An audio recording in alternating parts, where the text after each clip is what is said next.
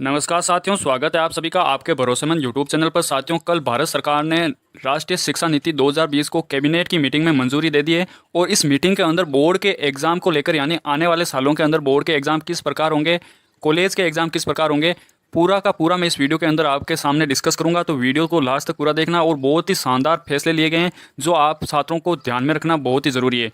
Video पसंद आए तो अपने सभी साथियों को शेयर ज़रूर करना कि बोर्ड की परीक्षाओं में क्या क्या परिवर्तन होने वाले हैं, तथा यह वीडियो सभी के लिए महत्वपूर्ण है क्योंकि पूरा का पूरा शिक्षा का ढांचा ही बदल दिया गया है। क्योंकि अगर बात करें इससे पहले शिक्षा नीति की, तो 1986 के अंदर भारत में शिक्षा नीति लागू हुई थी और उसके बाद अब 2020 के अंदर शिक्षा नीति आई है, यानी कि 34 साल के बाद में भारत में शिक्षा की व्यवस्था को परिवर्तित किया गया है। साथियों, बहुत ही शानदार फैसले लिए गए हैं।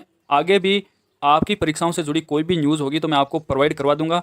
चैनल को आप सब्सक्राइब करके रखना। साथियों, अब बात करते हैं कि छात्रों को 2 बार बोर्ड परीक्षा देने का मिलेगा मौका। जी हाँ साथियों, पहला फैसला ये लिया गया है।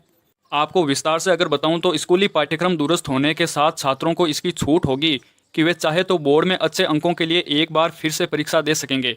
50 साल पुरानी स्कूली शिक्षा के ढांचे को भी पूरी तरह बदल दिया गया है, यानी कि पहले 10+2 का पैटर्न लागू होता था, अब उसको पूरी तरह बदल दिया गया है। ये पहला फैसला लिया गया है, यानी अगर आपको आपके प्रतिशत और आपके अंकों से संतुष्टि नहीं है तो आप उसी विषय की एग्ज़ाम वापस दे सकते हैं।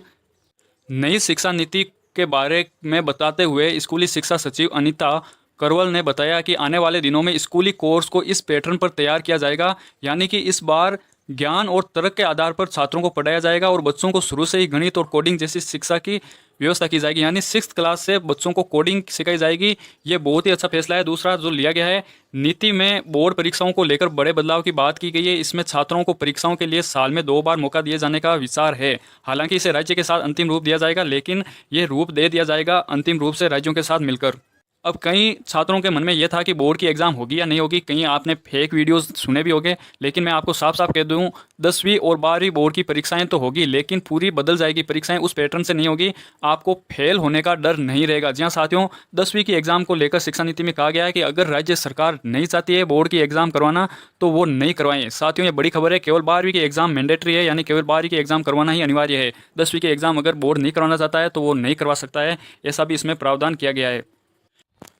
अब स्कूलों में चलेगी 10+2 के स्थान पर 5+3+3+4 की व्यवस्था, यानी कि 10+2 की जो अभी तक व्यवस्था चल रही थी उसको बदल दिया गया है। और इसमें क्या बदलाव किया गया आपको मैं बता दूं। यहाँ 5 का अर्थ यह है कि बच्चे की प्राथमिक कक्षाओं की शिक्षा जो कि 5 कक्षा तक चलेगी, प्री प्राइमरी लेवल से लेकर दूसरी कक्षा तक, जिसमें 3 साल फाउंडेशन के हो गए और आंगनबाड़ियों के अंदर पढ़ाई होगी। फिर यहाँ 3 का अर्थ यह है कि तीसरी क्लास, चौथी क्लास और 5वीं क्लास की पढ़ाई होगी। फिर यहाँ 6वीं, 7वीं और 8वीं, और फिर 9 to 12 के लिए 4 साल दे रखे हैं, यानी कि इस भागों में बांटकर पढ़ाई करवाई जाएगी सरकार के द्वारा।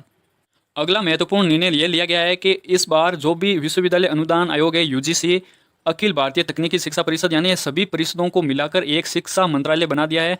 आपने पिछले कुछ महीनों के अंदर खूब सुना होगा कि मानव संसाधन विकास मंत्रालय, तो उसका नाम बदलकर अब शिक्षा मंत्रालय कर दिया गया है। और ये सभी जो आयोग हैं उनको मिलाकर उसके अंदर शामिल कर दिया गया है। ये बड़ा फैसला लिया गया है।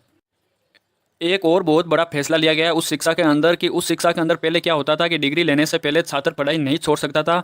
अब फैसला लिया गया है कि छात्र अगर चाहे तो 1 सेमेस्टर, 1 साल, 2 साल, 3 साल बाद पढ़ाई छोड़ सकता है। विद्यार्थी अगर 1 साल बाद में पढ़ाई छोड़ दी तो उसे सर्टिफिकेट दिया जाएगा। अगर उसने 2 साल की पढ़ाई की है तो उसे डिप्लोमा की डिग्री मिलेगी। और 3 या 4 साल की अगर पढ़ाई करता है तो उसे पूरी डिग्री मान ली जाएगी। यानी कि अगर छात्र को लगता है कि 2-3 साल में पढ़ाई छोड़कर उसे लगता है कि वापस पढ़ाई शुरू करनी चाहिए तो वो उसी जगह से वापस पढ़ाई जारी रख सकता है। ये बड़ा फैसला लिया गया है बोर्ड की तरफ से।